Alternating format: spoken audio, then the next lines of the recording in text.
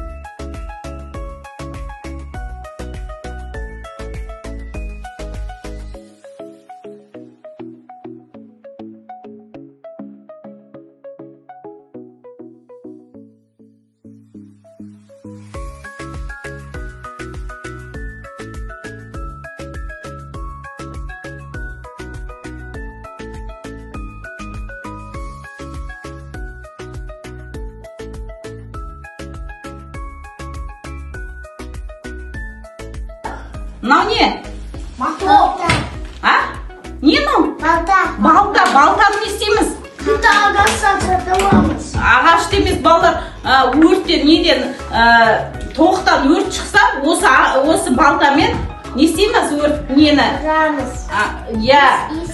Есікті не істейміз? Ашамыз осын. Балалар өрт шашу атты. Балалар өтекті қосты. Газды жақты. Балалар отты сөндіруге ұмытып кетті. От шықты.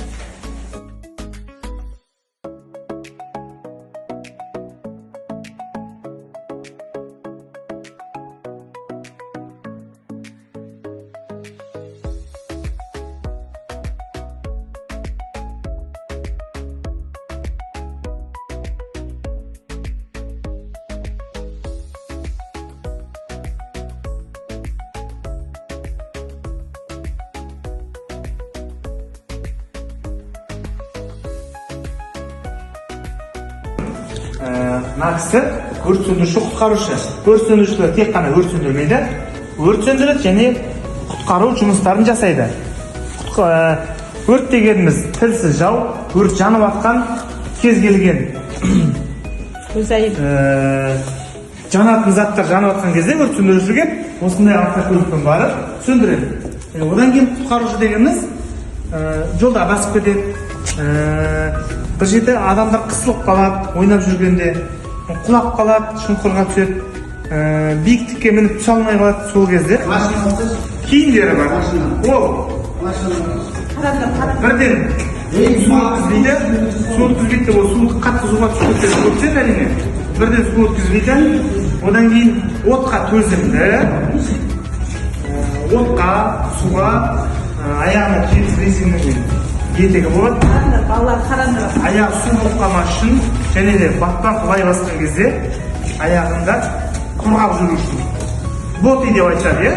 Боти деп. Резинке етік деп айтады. Одан кейін ал, өрт сөндіру үшін шалбары, арнайы.